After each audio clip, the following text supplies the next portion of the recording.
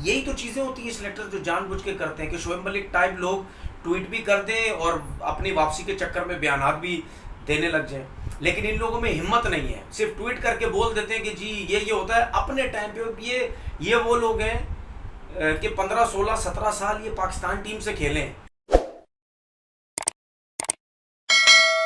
अस्सलाम वालेकुम जी, कैसे हैं आप लोग? सब ठीक ठाक है? एक नई वीडियो के साथ हाजिर होते हैं। पाकिस्तान टीम जब से फाइनल हारी है उसके बाद आपने टीवी चैनल्स पे देखा, आपने सोशल मीडिया में देखा, मतलब यानी बुरा हाल कर दिया है लोगों ने उनका।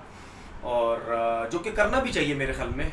चाहे आप क्रिकेट बोर्ड के लोगों को देख लो, आप यस मैन चीफ सिलेक्टर को देख लो, आप टीम मैनेजमेंट को देख लो, आप कप्तान को देख लो, आप प्लेयर्स को देख लो, सब ने उनके पीछे पड़े हैं कि भाई ये किस किस्म की टीम सेलेक्ट की गई है, किस किस्म की कप्तानी की गई है, किस तरह ये जो प्लेयर्स हैं ये इन्होंने क्रिकेट खेली। मैं सबसे पहले सकलैन मुश्ताक से शुरू करता हूँ। सकलैन मुश्ताक ने ये प्रेस कॉन्फ्रेंस में कुछ बातें की और आपसे मैं पहले भी कह चुका था कि सकलैन मुश्ताक ने जो भी बातें की वो अपने आप को सेव करने के लिए की। उन्होंने ये बात की कि जी जो लोग बाहर बैठे हैं उन लोगों को क्या पता, जब आप अंदर आओगे तब चीज़ें पता चलती हैं। ये हमें भी पता है, ये आपने कोई अनोखी बात हमें नहीं बताई कि हमें नहीं पता कि अंदर जो होता है वो आपको ही पता होता है, बाहर के लोगों को कुछ नहीं पता होता। उसके बाद उन्होंने बात की जी आसिफ अली को टांके लगे हुए थे, शादाब का खून निकल रहा था, तो हेड कोच साहब, नेशनलिटी वाले साहब जो बाहर से आके बिठा दिया गया है आपको, मुझे ये बताएं शादाब को तो मैच के दौरान उसको लगी, उसके कान से खून भी आया, 2 दफ़ा टकराया, तो क्या शादाब उसके बाद उसने फील्डिंग नहीं की? क्या शादाब ने बैटिंग नहीं की? क्या शादाब ने बॉलिंग नहीं की? क्या हो गया था जी शादाब को इतना ज़्यादा? सब कुछ तो किया ना उसको, बेशक उसको दर्द हो रहा था या नहीं हो रहा था, सब कुछ किया। ऐसा तो नहीं है कि शादाब बाहर चले गए। अगर आप आसिफ अली की बात करते हैं, आसिफ अली को क्या मैच में टांके लगे? जो आप बातें कर रहे हैं वहाँ बैठ के अपने आप को बचा रहे हैं, क्या मैच में टांके? हमें तो नहीं लगा उसको मैच में टांके लगे। वो बाहर चला गया, टांके लगवा के दोबारा अंदर आया। जब उसको टांके लगे हुए थे तो क्यों मैच खेला? वो किस लिए मैच खेला? उससे पहले बड़ा कोई पहाड़ खोद के वो आया हुआ था आसिफ अली कि जी आपने उसको मैच खिलाना ही खिलाना था। आपके पास हैदर अली था, आप खिला देते हैदर अली को, आपने क्यों आसिफ अली को खिलाया?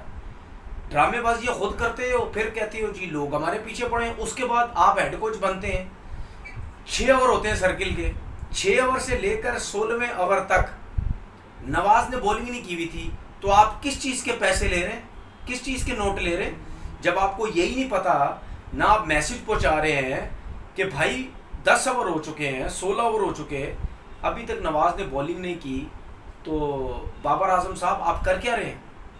आपने ये मैसेज पहुंचाया उसको? अच्छा, उसके बाद वाइस कप्तान साहब आपके शादाब हैं, शादाब ने भी मैसेज नहीं दिया बाबर आजम को कि भाई ये 10 ओवर हो चुके हैं, अभी तक नवाज से बॉलिंग क्यों नहीं करवाई? ये तो क्लियर होगी एक चीज़ कि बाबर एक्सपोज हो गए हैं, हर जगह पे एक्सपोज हुए हैं, पीएसएल में भी होते रहे हैं और यहाँ पे भी हुए हैं कि वो पता नहीं, उनको समझ नहीं आती कि किस बॉलर को किस टाइम बॉलिंग करवानी है, या उसके ऊपर प्रेशर इतना होता है उनको समझ ही नहीं आती। लेकिन टीम मैनेजमेंट जो इतने पैसे ले रही है, ठीक है, उसके बाद आपका शॉन टेट जो बॉलिंग कोच है, भाई क्या उसको भी नज़र नहीं आ रही? यहाँ से फारिग आदमी को वहाँ भेजा हुआ है एक असिस्टेंट बॉलिंग कोच, ठीक है, जिसकी ना 3 ना 13 में डोमेस्टिक में उसकी जगह नहीं बनती, वो वहाँ पे नेशनल हाई परफॉर्मेंस से उठ के वो वहाँ चला गया है। क्या उसको भी अकल नहीं आई? उसको तो रखा इसीलिए था कि इंग्लिश में अगर नहीं समझ आ रही बॉलर्स को तो भाई उर्दू ट्रांसलेट करके भेजो, उसको भेजा ही इसीलिए था। क्या उसको भी अकल नहीं है? टीम मैनेजमेंट बिल्कुल फारिग थी, सही है ना? तो ये सब गलतियाँ जिसकी वजह से ये ड्रामा हो। उसके बाद शोएब मलिक की बात करते हैं। शोएब मलिक ने जब टीम फाइनल हारी उसके फ़ौरन बाद शोएब मलिक का एक वो ट्वीट आई कि जी टीम में डिसलाइकिंग, लाइकिंग, दोस्ती, यारी ये सब कुछ चल रही है। मेरा शोएब मलिक साहब से ये सवाल है कि आपने ये फाइनल हारने के बाद ट्वीट क्यों की? क्या उससे पहले आपको नज़र नहीं आ रहा था कि पाकिस्तान की जो स्पेशली जो मिडल ऑर्डर है वो कुछ भी नहीं कर रहा, या टीम की परफॉर्मेंस कुछ नहीं कर रही? आपने उस टाइम क्यों मैसेज किया? क्योंकि आपने तो इस वजह से किया कि आप तो मिडल ऑर्डर के प्लेयर हैं, हमारी टीम तो परफॉर्म ही नहीं कर रही, सही है ना? अगर आपको ये चीज़ें पता है तो आप क्यों नहीं बोलते?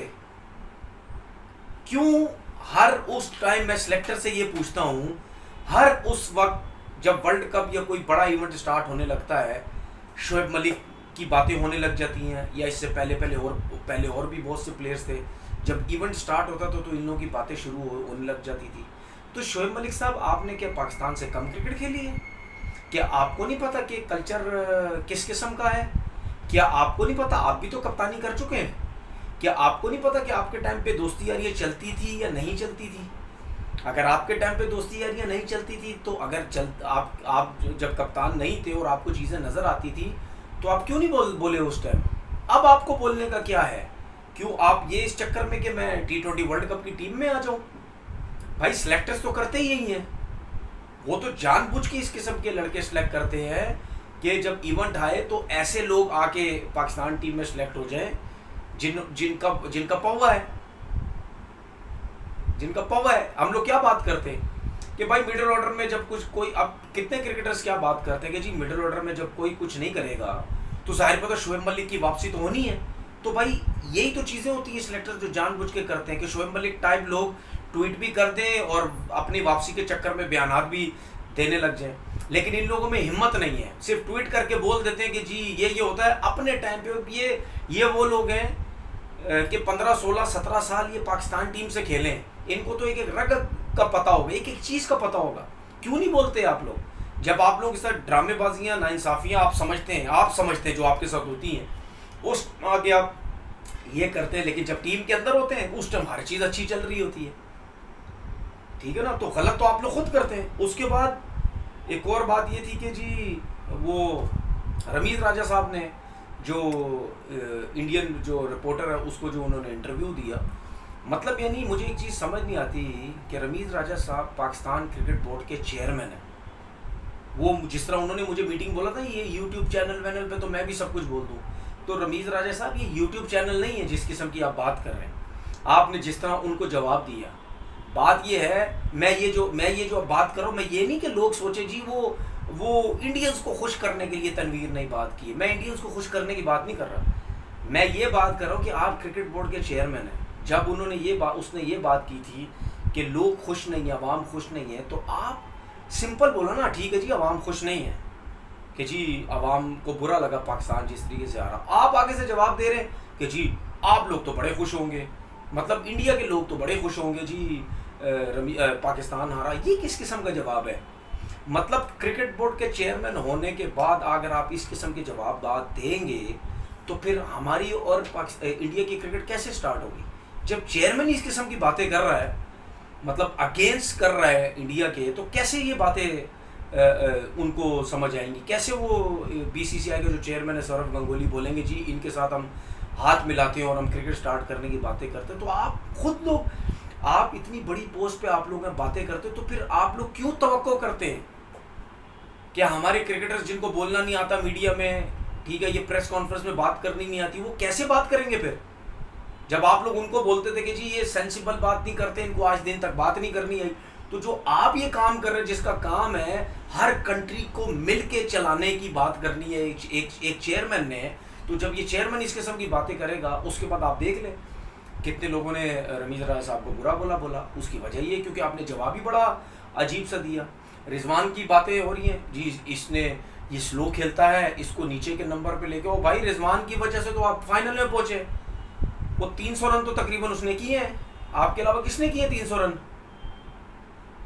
उसी की वजह से तो आप फाइनल में पहुंचे। वो तो खेलते ही सर्किल में तेज हो, तो तेज खेलने की कोशिश करता है। बाबर आजम बहुत स्लो खेलता है। उसके बाद जो हमारे प्लेयर फ़खर जमान और ये जो सब कुछ थे, इन्होंने कुछ भी नहीं किया। शर्जील खान की बातें होना शुरू हो गई हैं कि जी शर्जील खान को टीम में आना चाहिए। अगर शर्जील खान टीम में वापस आता है तो फिर रमीज़ राजा साहब कहाँ जाएंगे?